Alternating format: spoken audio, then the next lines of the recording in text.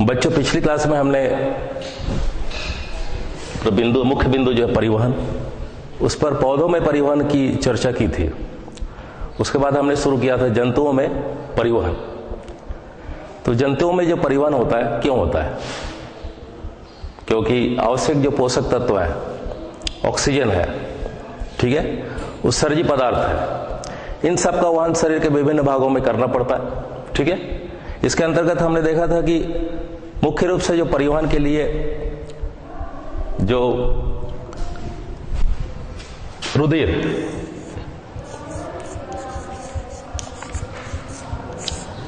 ये पहला प्रमुख भाग है परिवहन में। रुधिर के बारे में हमने चर्चा किया था कि इसमें यह किससे मिलकर बना हुआ है? रक्त कणिकाओं और प्लाज्मा।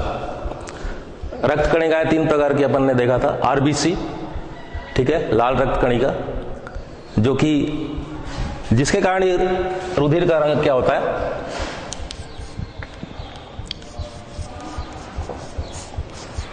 लाल होता है। क्यों होता है? क्योंकि इसमें हीमोग्लोबिन नामक प्रोटीन पाया जाता है और ऑक्सीजन का वहन यही हीमोग्लोबिन के द्वारा ही संभव है। आप लोग को शायद आयरन की टेबलेट दी जाती है। क्यों दी जाती है? क्योंकि एनीमिया जो होता है इसी की कमी से होता है, जिसमें आयरन जो मुख्य तत्व है जिससे कि हीमोग्लोबिन प्रोटीन का निर्माण होता है। तो बच्चों में आजकल स्कूलों में क्यों वितरण किया जा रहा है? क्योंकि रक्त की कमी के कारण जो है बहुत सारी कमजोरियां, मानसिक कमजोरियां, शारीरिक कमजोरियां ये पाया जाता है, ठीक है। तो सोचिए कि हमारे परिसंचरण में ये कितना महत्वपूर्ण है लाल रक्त कणिका, जिसको अपन आरबीसी भी कहते हैं। इसका फुल फॉर्म जानते हो आप? Red blood corpuscle. दूसरी कणिका होती है, वो होती है श्वेत रक्त कणिका।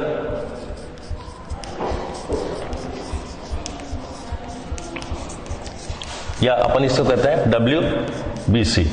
ये एक तरह से रक्षा का कार्य करती है, रक्षक है, जो हमारे शरीर में प्रवेश कर जाने वाले वायरस है, बैक्टीरिया है ना, उसका भक्षण कर जाती है और शरीर में जो टूटे फूटे जो कोशिका है, ठीक है, उसका भक्षण करती है ना। तो ये जो है दूसरा कण है। तीसरा है रुधिर रक्त प्लेटलेट्स, ठीक है।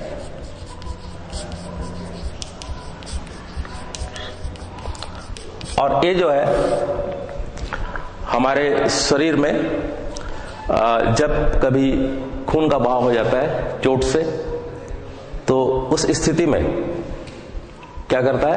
रक्त का थक्का जमाने में महत्वपूर्ण भूमिका अदा करता है, ताकि जो है रक्त का बहना रुक जाए। तो इसके अतिरिक्त ये रक्त के बहुत सारे और भी कार्य हैं, जैसे कि ताप का समन्वय करना पूरे शरीर में, ठीक है। तो इसलिए परिसंचरण में ये मुख्य बिंदु है रक्त। इसके अतिरिक्त अब परिसंचरण तंत्र किस तरह से कार्य करता है, जिसका अपन यहां पर आज देखने वाले हैं। परिसंचरण तंत्र के अंतर्गत जो अगला जो बिंदु आता है वो होता है रुधिर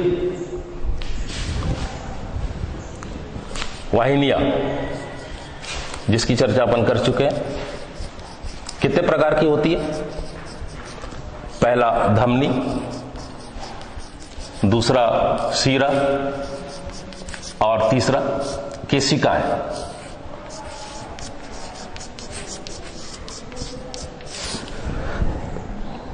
यहां पर चित्र में आप देख रहे होंगे, ये जो परिसंचरण तंत्र का मुख्य अंग रुधिर के बाद तंत्र में जो आता है वो आता है आपका हृदय, ठीक है। और हृदय से जुड़ा हुआ जो आप देख रहे हैं, ये जो नलिकाएं देख रहे हैं, वास्तव में ये धमनी, शीरा और केशिका है। आपका ये जो मैं लाल रंग से जो नली बनाया हूं वो धमनी है। धमनी जो है रक्त को ले जा रही है शरीर के विभिन्न भागों में। दूसरा जो मैं नीले रंग में बनाया हूं, जिसमें कि अशुद्ध रक्त बहता है, ये है शीरा।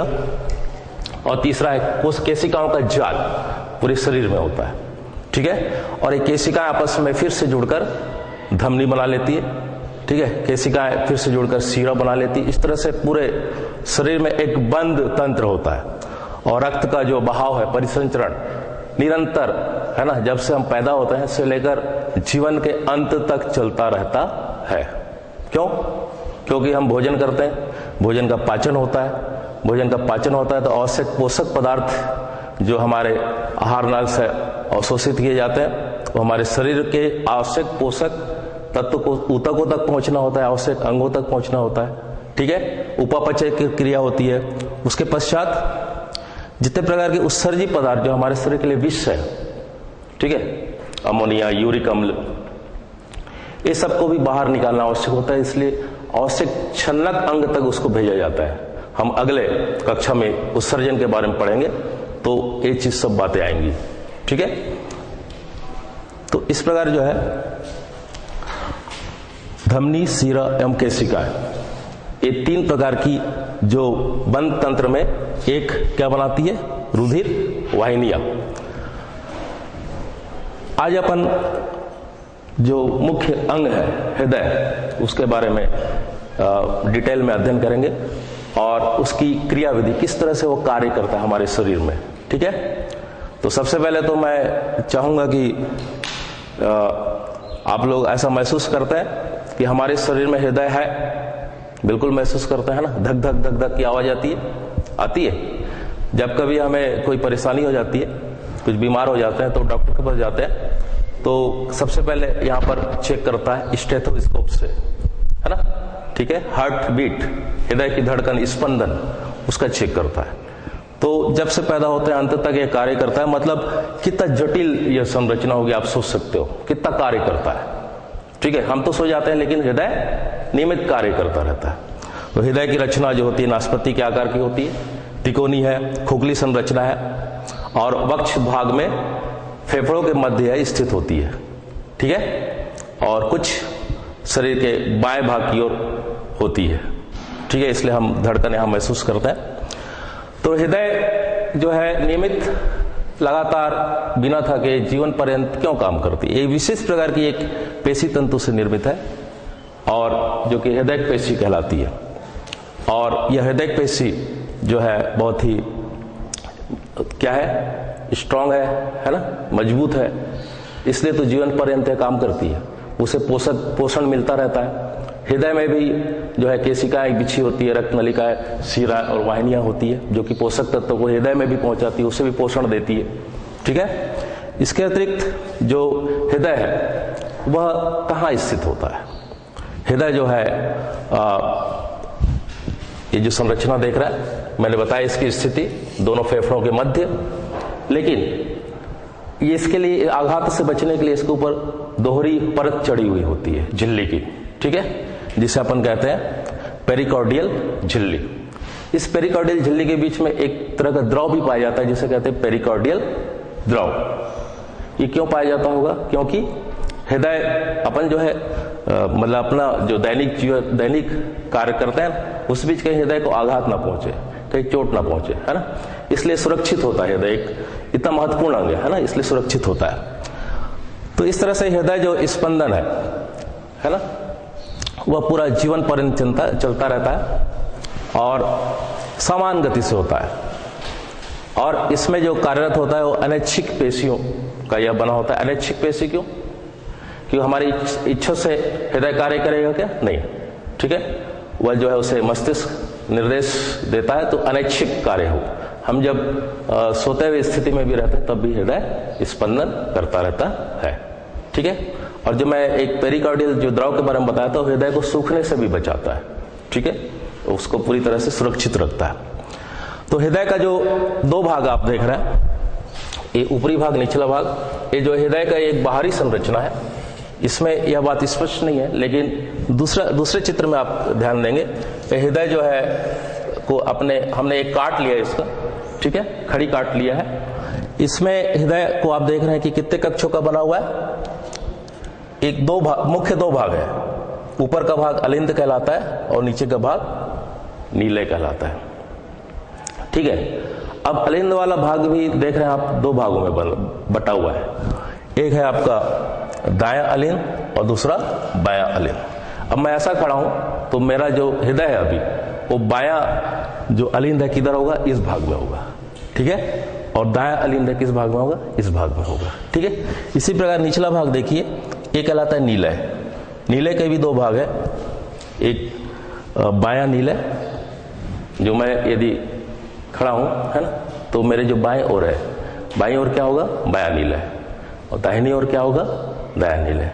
तो जो मैं कार्ड प्रदर्शित कर रहा हूं उस पर स्पष्ट है, सभी को चित्र से स्पष्ट है। तो इस तरह से अपना जो हृदय है यह 4 कोष्ठों का बना हुआ है।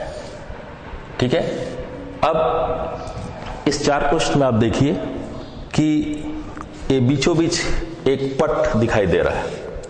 ठीक है, हृदय की संरचना में बीचों बीच एक पट दिखाई दे रहा है।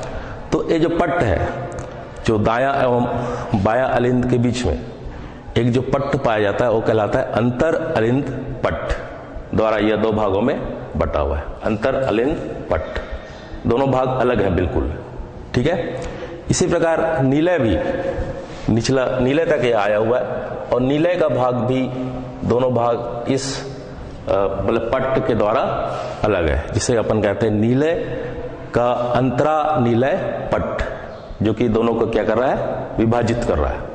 तो इस तरह से दाहिना भाग बायां भाग से बिल्कुल अलग है कि कहीं से जुड़ा हुआ है। लेकिन दूसरी बात यह है कि ऊपर जो अलिंद अपन देख रहे हैं, दायां अलिंद और बायां अलिंद, बायां नीलय और दायां नीलय, इन दोनों के बीच में संबंध है। ठीक है, यहां पर आप लोग देख रहे हैं कि बायां अलिंद के बीच में एक कपाट दिख रहा है। ठीक है, इस कपाट के द्वारा यह जो है बायां नीलय से संबंध रखता है। ठीक है, और यह कपाट कहलाता है द्विवलनीय कपाट। इसी प्रकार जो दायां अलिंद है, दायां अलिंद का भी संबंध दायां नीलय से है। ठीक है, लेकिन यहां पर अंतर क्या है, इसमें भी कपाट पाए जाते हैं, लेकिन ये त्रिवलनीय होते हैं, 3 वलन होता है, इसमें त्रिवलनीय कपाट होता है। ठीक है, अब यहां से आप देखेंगे कि जो दायां नीलय है, ये बायां अलिंद है, बायां अलिंद से जो भी रक्त की वाहिनियां आ रही है, वो जैसे फुसफुस सिरा से यह रक्त यहां पर आता है, और यह फुसफुस सिरा मतलब समझ रहे हो, फेफड़े से आने वाला जो सीरा होता है, नलिका होता है, उसे अपन कहते हैं फुसफुस सिरा, है ना। वहां से आने वाला जो रक्त है, इस द्विवलनीय कपाट के खुलने से यहां कहां आ रहा है, बायां नीलय में आता है, और यहां से एक नली बाहर की ओर निकल रही है। ये बहुत ही महत्वपूर्ण नली है, महाधमनी जिसे अपन कहते हैं, इंग्लिश में कहते हैं एवर्टा। और ये जो एवर्टा है पूरे शरीर में जो है शुद्ध रक्त को भेजती है। ठीक है, तो इसलिए बहुत महत्वपूर्ण है। इसके अपन अभी कार्यविधि देखेंगे तो शुद्ध रक्त को कैसे, यह कार्यविधि में समझ में आ जाए कैसे शुद्ध रक्त को संचरित करता है पूरे शरीर में। ठीक है, और दूसरा जो इसका जो दायां नीलय है, दायां नीलय में आप देख रहे हैं कि यहाँ पर महाशिरा, जैसे लिखा हूं यहाँ पर लेबलिंग में, नामांकन में, यह महाशिरा मतलब क्या होता है, पूरे शरीर से एकत्रित अशुद्ध रक्त सब जो है, केशिका है, सिरा है, ये सब मिलके पूरा बना लेती है महाशिरा। और यह महाशिरा जो है आकर खुलती है यहाँ पर दायां अलिंद में, और दायां अलिंद से त्रिवलनीय कपाट से होता हुआ यहाँ, और यहाँ से ये जो नली दिखाई दे रही है, ये फुफ्फुस धमनी है। धमनी मतलब ले जाने वाली, सिरा मतलब लाने वाली, है ना। तो धमनी मतलब ले जा रही है, मतलब रक्त को फुसफुस धमनी मतलब कहाँ ले जा रही होगी, सीधी सी बात फेफड़े में ले जा रही होगी, है कि नहीं। ठीक है, क्यों ले जा रही होगी अपन अभी कार्यविधि में इसको समझेंगे। इसके अतिरिक्त इसमें एक पॉइंट मैं यहाँ पर डाला हूं बीचों बीच में, ये है साइनो ऑरिकुलर नोड, है ना। ठीक है, वो कहलाता है साइनो ऑरिकुलर नोड। ये क्या चीज होगा, ये क्या है, तंत्रिका तंतुओं का एक हिंज बंडल बनाता है, उसे तंत्रिका तंतु पूरे उसमें फैले हुए थे हृदय में। ठीक है, और इसी प्रकार एक और है नोड है, यहां पर आप देख रहे होंगे अलिंद में, दायां अलिंद में। ठीक है, वो होता है आरिकुलो वेंट्रिकुलर नोड, आरिको वेंट्रिकुलर नोड। ठीक है, अलिंद नीलय बंडल उसमें होता है। ठीक है, एक किस लिए है दोनों नोड, क्योंकि यहां पर एक तंत्रिका से एक विद्युत आवेग प्रसारित होता है, और यह विद्युत आवेग जो है पूरे हृदय को लगातार पंप करने में क्या करता है, आवेग देता है। अब हृदय अपना धड़क रहा है, अपने आप धड़क रहा है, अनैच्छिक क्रिया है, हम उसको बोल नहीं रहे हैं, तो इसी आवेग के कारण वह लगातार पंप कर रहा है। ठीक है, अब पंप कैसे कर रहा है, कैसे हृदय जो है पूरे शरीर में पंप ऑर्गन की तरह शुद्ध रक्त को भेज रहा है, फिर वापस ला रहा है अशुद्ध रक्त को, दोनों में जो है दोनों अलग अलग कैसे रहते हैं, है ना, वो क्रिया विधि के अंतर्गत है। तो अपन अब देखते हैं कि हृदय जो है वो किस तरह से कार्य करता है। ठीक है, सर्वप्रथम अपन जान ले कि हृदय स्पंदन जो है, हृदय का सिकुड़ना वो कहलाता है सिस्टोलिक, और शिथिलन वो कहलाता है डायस्टोल। ठीक है, इस तरह से जो है संकुचन और शिथिलन, ये दोनों अवस्थाएं होती है जिसके कारण कि हृदय जो है लगातार मतलब पिचकता है और फिर सामान्य स्थिति में आता है, पिचकता है और सामान्य स्थिति में आता है। ठीक है, तो इस तरह से इसकी जो क्रिया विधि है। अब रुधिर जो वाहिकाएं होती है कि भित्ति के विरुद्ध एक दाब उत्पन्न होता है जब हृदय सिकुड़ता है।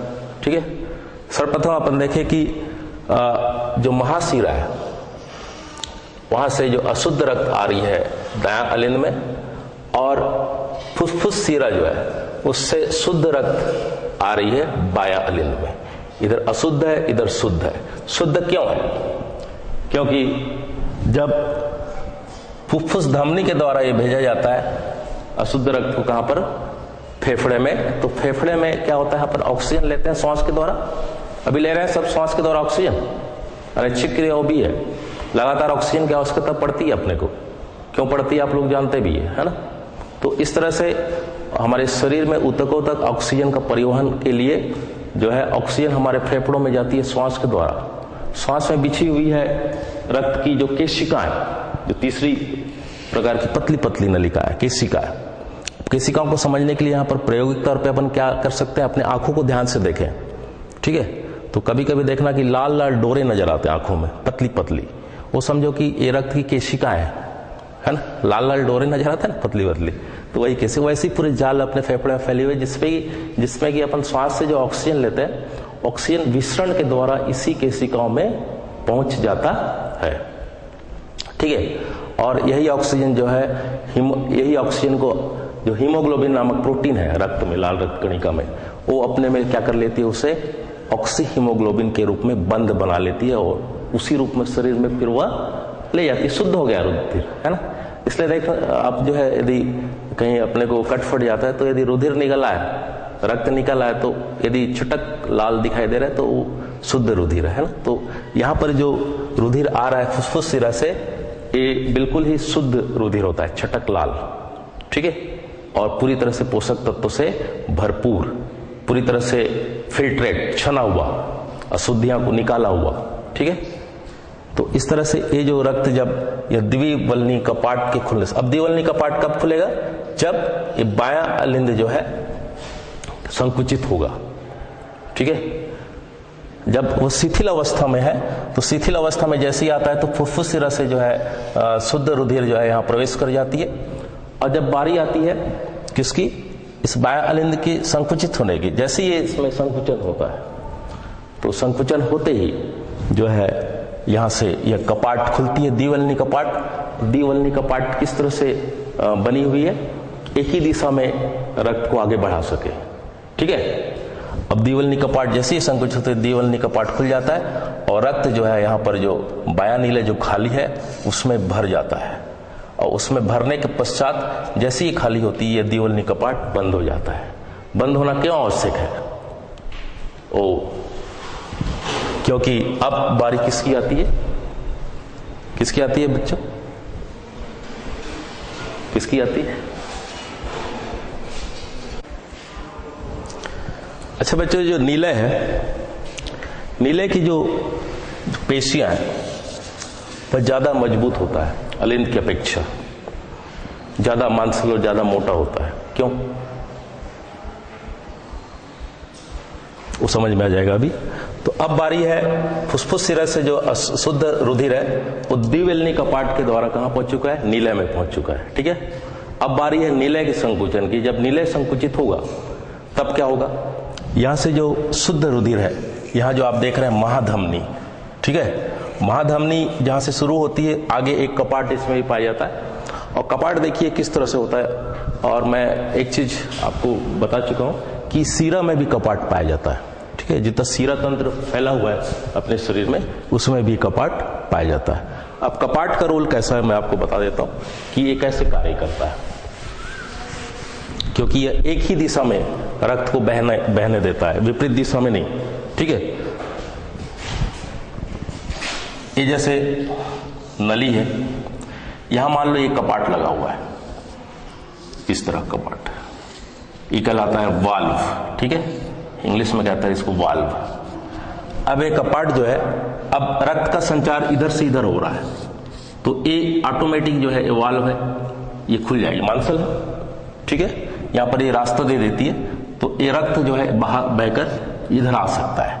लेकिन धोखे से यदि रक्त जो है वापस आना चाहिए इधर, किसी कारण उस दबाव पड़ गया शरीर से, है ना, तब ये दबाव के कारण ये चिपक जाती है फिर से, और चिपकने के कारण क्या है, ये वाल्व बंद हो जाती है। तो रक्त को वापस आने देगी, केवल जाने देती है, वापस आने नहीं देती है। ठीक है, इसी प्रकार हमने जो देखा कि ये द्विवेलनी कपाट है, रक्त को जाने तो देती है, लेकिन जैसे ही बायां नीलय का संकुचन होता है, वो फिर नीलय से रक्त पुनः वापस बायां अलिन में नहीं जा सकता, बंद हो जाता है। ठीक है, अब रक्त कहां जाएगा, इस महाधमनी एवोर्टा से पूरे शरीर में उसे पंप कर दिया जाएगा, पूरे शरीर में, पूरे दाब के साथ। ठीक है, और सबसे ज्यादा बायां नीलय की दीवार जो है बहुत ही मोटी और मजबूत होती है, क्योंकि ये पूरे शरीर में रक्त को भेज रहा है, पंप कर रहा है पूरे दबाव के साथ, पूरे फोर्स के साथ। इसलिए इसका सिकुड़ना मतलब पूरे शरीर में शुद्ध रक्त को भेजना। ठीक है, उसके पश्चात बारी आती है दायां अलिंद की। दायां अलिंद जब शिथिल अवस्था में होता है, तो पूरे शरीर से जो रक्त है, ये अग्र महाशिरा, ऊपरी महाशिरा और ये निचली महाशिरा, इससे रक्त जो है शिथिल अवस्था में होती है, तो पूरे अशुद्ध जो रुधिर है आकर दायां अलिंद में भर जाता है। ठीक है, अब दायां अलिंद में भरने से क्या होगा, वह संकुचित होगा दायां अलिंद, और दायां अलिंद के संकुचन से क्या होगा, रक्त कहां पहुंच जाएगी, त्रिवेलनी कपाट को खोलते हुए दायां नीलय में। ठीक है, अब त्रिवेलनी कपाट खुल गया इसके संकुचन से, दायां नीलय के संकुचन से। अब रक्त कहां भर गया, दायां नीलय में भर गया। अब बारी है किसकी, दायां नीलय के संकुचन की। दायां नीलय जब संकुचित होगा तब यह कपाट, त्रिवेलनी कपाट क्या होगी, बंद हो जाएगी, और यहां से जो रक्त है उसका प्रवाह के लिए एक ही नलिका दिख रही है, वो है फुफ्फुस धमनी। फुफ्फुस धमनी में जाने की क्यों जरूरत है, पहले मैं आपको बता चुका हूं, क्योंकि यह शुद्ध रक्त है जिसमें कि कार्बन डाइऑक्साइड की मात्रा है, शरीर में उत्पन्न होता है जो उपापचय क्रिया के द्वारा। जब भोजन का पचय और भोजन का जब ऑक्सीकरण होता है तो कार्बन डाइऑक्साइड बनता है ना। अन्य अशुद्धियां तो अलग अलग अंगों में जाके छन जाती है और शुद्ध हो जाता है। और यहाँ पर कार्बन डाइऑक्साइड को कहाँ छोड़ना पड़ता है, फेफड़े में। अब यह जो फुफ्फुस धमनी है, यहाँ पर एक और अपवाद है। देखो, धमनी हमेशा शुद्ध रक्त को ले जाती है, लेकिन यहाँ पर धमनी है लेकिन यह अशुद्ध रक्त को ले जा रही है, उल्टी बात है ना।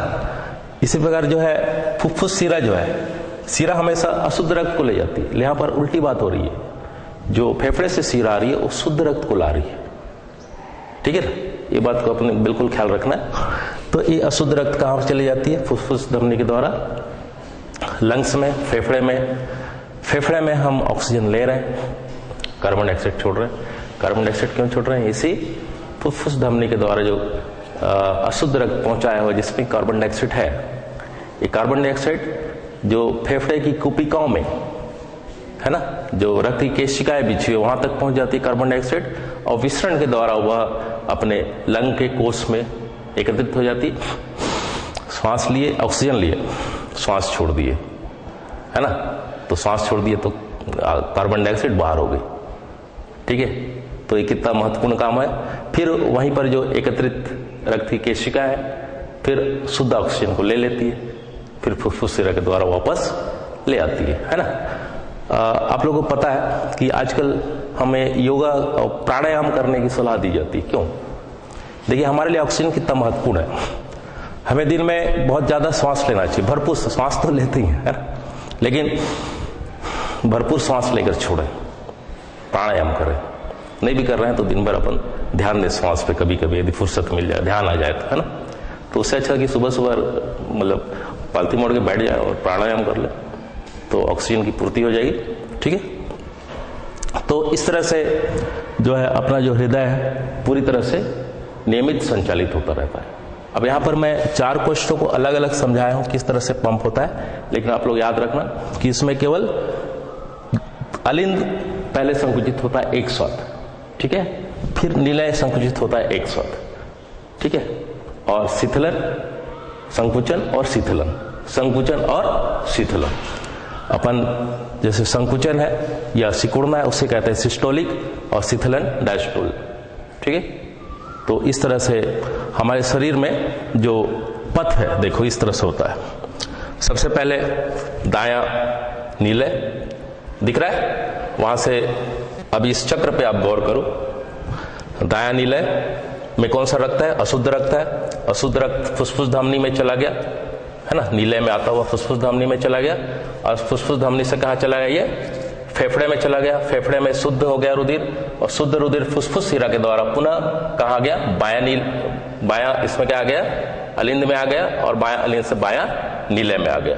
इस प्रकार यह शुद्ध रुधिर है, यह फिर से कहां चला गया? पंप के द्वारा, पंप के होने से, सिकुड़ने से ये महाधमनी में चला गया, महाधमनी में यह शरीर में चला गया, और शरीर में जब चलता है तो बहुत सारी अशुद्धियां, बहुत सारी उपापचय क्रिया होती है ना, ठीक है। आवश्यक पोषक तत्व तो अपने अपने जगह पहुंचते हैं, और उपापचय से निर्मित जो अनावश्यक उत्सर्जित पदार्थ है वह रक्त में एकत्रित होता जाता है, और रक्त कुछ नीलापन ले हुए अशुद्ध हो जाता है, ठीक है। यह अशुद्ध होता हुआ जो है यह फिर महाशिरा में आ जाता है, और महाशिरा से फिर यह दायां अलिंद में, और दायां अलिंद से होता हुआ फिर दायां नीले में, और फिर से यह अशुद्ध रुधिर फुसफुस धमनी में शुद्धिकरण। यह चक्र नियमित चलता रहता है दिन भर, साल पर्यंत, हमारे उम्र पर्यंत, ठीक है। तो इस तरह से ये जो है पूरा चक्र अपना है हृदय की संरचना और हृदय की क्रिया विधि, ठीक है। अब यहां पर एक गौर करने वाली बात और है, अंत में हमारा जो हृदय है उसे कहा जाता है कि यह दोहरा परिसंचरण करता है, दोहरा, ठीक है। ये दोहरा परिसंचरण क्या है? पहला है आपका फुफ्फुसीय परिसंचरण, ठीक है।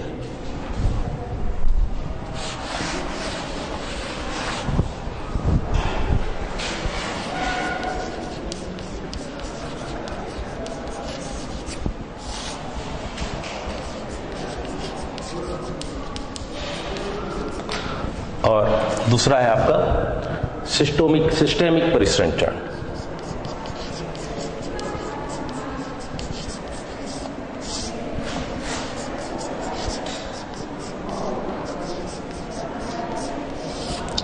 फुफ्फुसी परिसंचरण क्या है? हमने देखा कि रुधिर फुफ्फुस धमनी के द्वारा कहां पहुंचती है?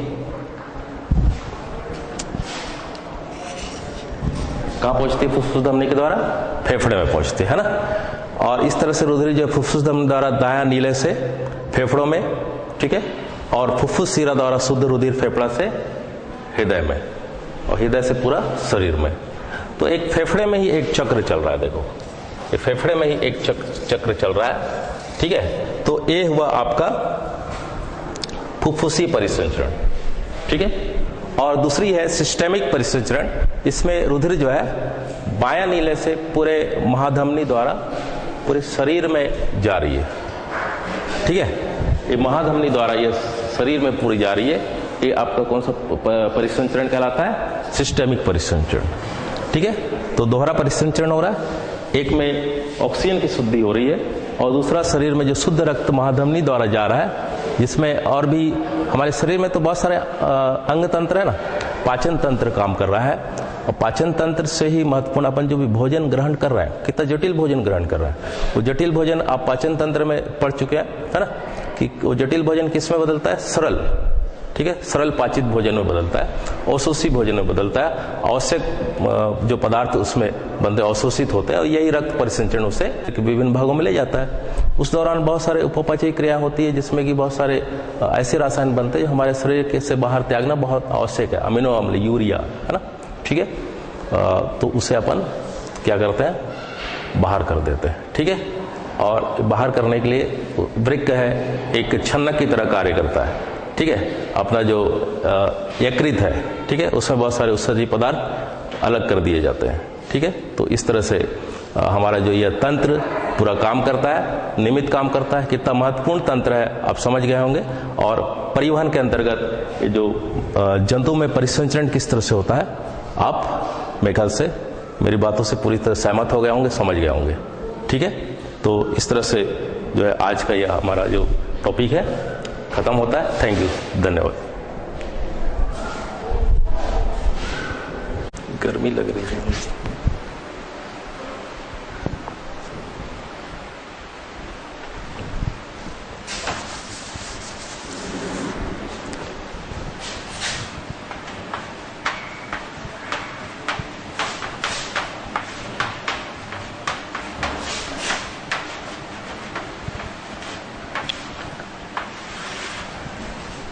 जंतुओं में परिवहन, बच्चों हमने पिछले क्लास में देखा कि किस तरह से पौधों में परिवहन होता है, वैसे ही जंतुओं में परिवहन। परिवहन का अर्थ आप लोग समझ रहे होंगे, किसी भी वस्तु को अपन एक स्थान से दूसरे स्थान तक पहुंचाते हैं। वैसा ही हमारे शरीर में भी परिवहन की प्रक्रिया होती है। परिवहन किन चीज़ों का, आप लोग जानते हैं कि हमारे शरीर में पचा हुआ भोजन है, ऑक्सीजन अपन लेते हैं, और हमारे शरीर में बहुत सारे उत्सर्जी पदार्थ भी उत्पन्न होते हैं, तो उसका रुधिर द्वारा शरीर के विभिन्न भागों में उसे पहुंचाया जाता है। तो पदार्थों का रुधिर द्वारा जो परिवहन है वह एक तंत्र के द्वारा होता है जिसे अपन रुधिर परिसंचरण तंत्र कहते हैं। तो शरीर में जो है यह तंत्र जो काम करता है उसके अंतर्गत आती है रुधिर वाहिनियाँ, हृदय धड़कता है, आप जानते हैं अपने बाएं साइड में, ये हमेशा इसी रुधिर को पंप करता है, और जिसके सहारे शरीर में यह परिवहन होता है उसमें कुछ वाहिनियाँ शामिल है, रुधिर वाहिनियाँ, और इसी रुधिर वाहिनी को द्वारा हुआ है शरीर के विभिन्न भागों तक पहुंचाया जाता है। लेकिन आप सबसे पहले देखिए कि इस परिवहन तंत्र में एक महत्वपूर्ण घटक कौन कौन सा है। वो है, पहला है रुधिर, जिसे अपन इंग्लिश में कहते हैं ब्लड।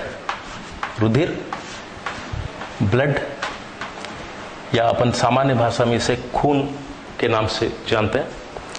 तो यह रुधिर हमारे मानव शरीर में कितना होता है बच्चों, लगभग 5.5 लीटर की मात्रा अपने शरीर में होती है, और यह मुख्यतः दो घटकों से मिलकर बना है। एक तरह से ये तरल संयोजी ऊतक है, तरल बहता हुआ संयोजी ऊतक, मतलब कोशिकाओं का समूह। अब देखिए इसके दो घटक कौन कौन से हैं। पहला आता है रुधिर कणिका, इसके पहला दो घटक होते हैं इसमें। पहला रुधिर कणिका है, रुधिर कणिका है, और दूसरा है प्लाज्मा, दूसरा है प्लाज्मा। तो सबसे पहले हम रुधिर कणिकाओं के बारे में बात करें। यह कितने प्रकार की अपने शरीर में, इस रुधिर में यह ऊतक होता है कोशिकाओं के रूप में। यह मुख्यतः जो है 3 प्रकार का होता है, एक लाल रुधिर कणिका, दूसरा श्वेत रुधिर कणिका, और तीसरा प्लेटलेट्स। इसका पहला देखें अपन, लाल रुधिर कणिका।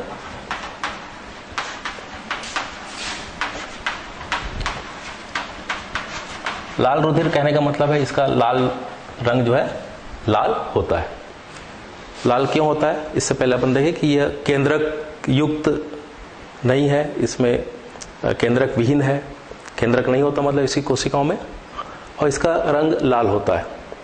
यह ऑक्सीजन का परिवहन करता है शरीर के विभिन्न भागों में, और कार्बन डाइऑक्साइड का परिवहन करके वापस फेफड़े से उत्सर्जी अंगों तक लाता है।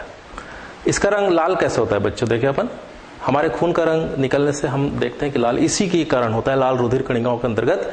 इसमें भी एक पाया जाता है हीमोग्लोबिन नामक वर्णक। कौन सा वर्णक बच्चों, हीमोग्लोबिन नामक वर्णक पाया जाता है। अब ये हीमोग्लोबिन को यदि अपन विच्छेदित करें तो एक पार्ट होता है हीमो, और दूसरा होता है ग्लोबिन। जो हीमो है यही वर्णक है जिसके कारण कि रुधिर का रंग लाल होता है, और यह जब लाल रुधिर कणिकाएं गुच्छों में होती है तो इसके कारण इसका चटक लाल रंग हमें दिखाई देता है। ऑक्सीजन युक्त जब होता है तो यह किसके कारण है? हीमो वर्णक के कारण। और ग्लोबिन एक प्रकार का इसमें प्रोटीन है, क्योंकि दोनों संयोजित अवस्था में रहते हैं, हीमोग्लोबिन। तो बच्चों दूसरा जो कणिका है वो है श्वेत रुधिर कणिका। दूसरी प्रकार की कणिका श्वेत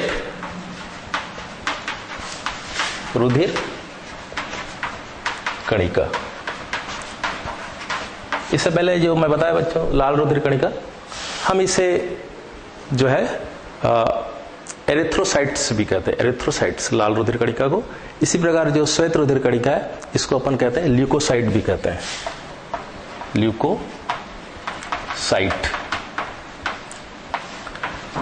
ये दूसरे प्रकार का जो कण है यह वास्तव में हमारे जो दूसरा कण है यह केंद्रक युक्त होता है, ये जो है श्वेत रुधिर कणिका है, और इसमें इसका रंग जो है रंगहीन है। ये संक्रमण से और आघात से जो है रक्षा करता है। हमारे शरीर में यदि किसी तरह से कोई बाहरी जीवाणु प्रवेश कर जाए, है ना, या फिर बाहर हमारे शरीर में कोई मृत कोशिका है, उसका भक्षण करके हमारे शरीर की यह रक्षा करता है। इसी कारण इसे अपन क्या कहते हैं? सुरक्षा गार्ड भी कहते हैं इस श्वेत रक्त कणिका को। इसका अपन शार्ट में से WBC भी कहते हैं, व्हाइट ब्लड कॉर्पस्कल। इसी प्रकार तीसरी प्रकार की जो कणिका है वो है रुधिर प्लेटलेट्स।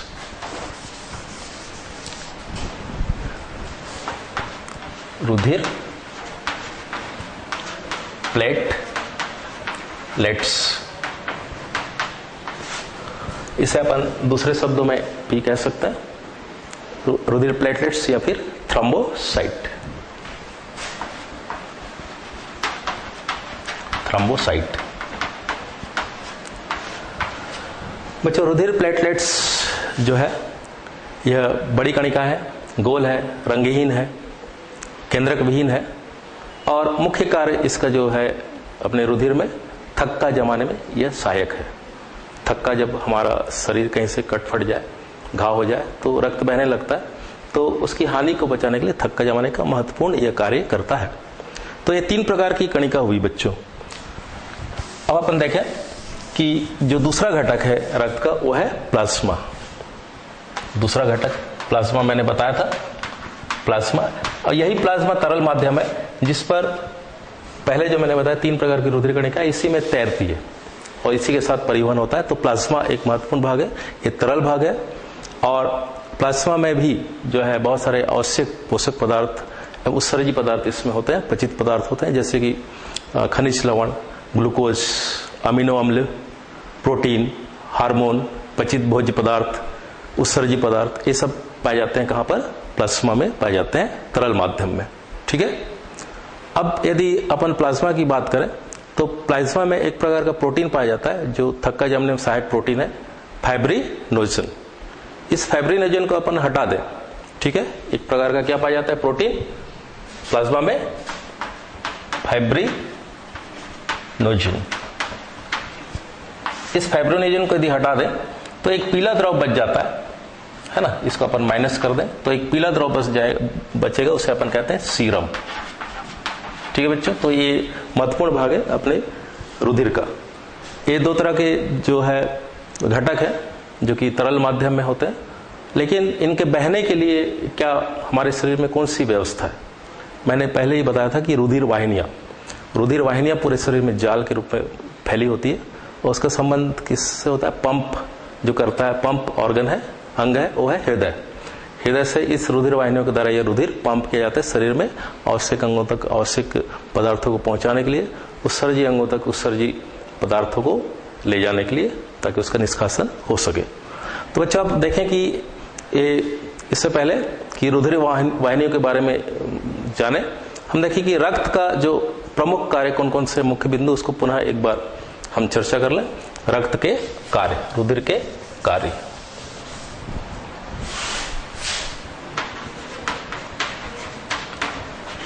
Function of blood. बच्चों सबसे पहले तो मैंने बताया कि ऑक्सीजन का परिवहन करता है। हम ऑक्सीजन लेते हैं, नाक से लेते हैं, फेफड़े में भरता है, वायु कुपिकाएं फूलती है और वहां पर जो फैले हुए रक्त केशिकाएं हैं, ठीक है बच्चों, उसमें यह ऑक्सीजन चला जाता है, परिवहित हो जाता है हमारे शरीर में। इसी प्रकार जो उत्सर्जी पदार्थ कार्बन डाइऑक्साइड है जो उत्पन्न होता है हमारे उपापचय क्रिया के दौरान, वह जो है इसी रुधिर के द्वारा परिवहन होकर बाहर फेफड़े तक छोड़ दिया जाता है। ये हुआ मुख्य कार्य ऑक्सीजन एवं कार्बन डाइऑक्साइड का परिवहन। पहला ऑक्सीजन और कार्बन डाइऑक्साइड का परिवहन। दूसरा कार्य देखें बच्चों, दूसरा एक महत्वपूर्ण कार्य पचित जो भोजन है उसको अवशोषित करना और पोषक पदार्थों का परिवहन करना, मतलब पचित भोजन का अवशोषण करना। पचित भोजन जो होता है हमारे जो आहार नाल में पाचन की प्रक्रिया होती है और जो सरलीकृत पदार्थ बनते हैं उसे अवशोषित करना, ये बहुत महत्वपूर्ण है। उससे आवश्यक ऊतकों अंगों तक पुनः ले जाया जाता है इसी रुधिर के द्वारा। तीसरा है परिवहन जो करता है उसमें उत्सर्जी पदार्थों का परिवहन। तीसरा है उत्सर्जी पदार्थों का परिवहन। अब बच्चों उत्सर्जी पदार्थ क्या हुआ, हमारे शरीर में भोजन के पाचन के दौरान, उपापचय प्रक्रिया के दौरान बहुत सारे हानिकारक पदार्थ निर्मित होते हैं। उस हानिकारक पदार्थ जैसे कि आपको पता है अमोनिया है, यूरिक अम्ल है, इसका परिवहन वृक्क तक किया जाता है। वृक्क एक उत्सर्जी अंग है और उसके द्वारा उसका निष्कासन, मतलब देखिए कि ये रुधिर कितना महत्वपूर्ण काम कर रहा है कि अनावश्यक पदार्थों को बाहर शरीर से पहुंचाने का काम कर रहा है। और तीसरा के बाद अपन देखें चौथा महत्वपूर्ण कार्य हार्मोन। हार्मोन जानते हैं बच्चों, हार्मोन जो अपने शरीर में बहुत सारे ग्रंथियों के द्वारा उत्पन्न होता है, हार्मोन जो कि एक रासायनिक यौगिक है, तो ये करता है हार्मोन का परिवहन। हार्मोन का परिवहन एक प्रकार के रासायनिक यौगिक है और यह शरीर की उपापचय प्रक्रिया, शारीरिक वृद्धि, विकास को नियंत्रित करता है। इसको भी आवश्यक अंगों तक पहुंचाने का काम यही रुधिर ही करता है। तो महत्वपूर्ण है रुधिर का काम। और ताप का नियंत्रण, आपको पता है बच्चों, अगला है पांचवा ताप का नियंत्रण। हमारा शरीर जो है समतापी होता है, आपको पता है हमारे शरीर का ताप नियमित होता है, निश्चित होता है 37 डिग्री सेल्सियस, 37 डिग्री फ़ारेनहाइट, है ना, ये निश्चित तापमान होता है। इस तापमान को बनाए रखने का, ताप का नियमन इस रुधिर के द्वारा होता है, तो इसी कारण ही अपने शरीर का ताप एक नियमित बना रहता है। ठीक है, आपको पता है कि जब शरीर का ताप बढ़ जाता है, हम किसी रोग से ग्रसित हो जाते हैं, तब क्या होता है, हमारे शरीर का ताप का नियमन बिगड़ जाता है, ताप बढ़ जाती है, बुखार आ जाता है। पता है बच्चों, ठीक है। इसके अतिरिक्त रुधिर का थक्का बनाना, घाव भरना, है ना, संक्रमण सुरक्षा, बाहर से कोई यदि बीमारी के कीटाणु आ जाते हैं, जीवाणु आ जाते हैं, वायरस आ जाते हैं, विषाणु, तो उसको नष्ट करने का काम भी हमारा यह महत्वपूर्ण काम रुधिर करता है। अब यह रुधिर बहता किससे है शरीर में? वाहिनियों के द्वारा। तो अपन देखें रुधिर वाहिनियां कितने प्रकार की होती है। रुधिर वाहिनियां,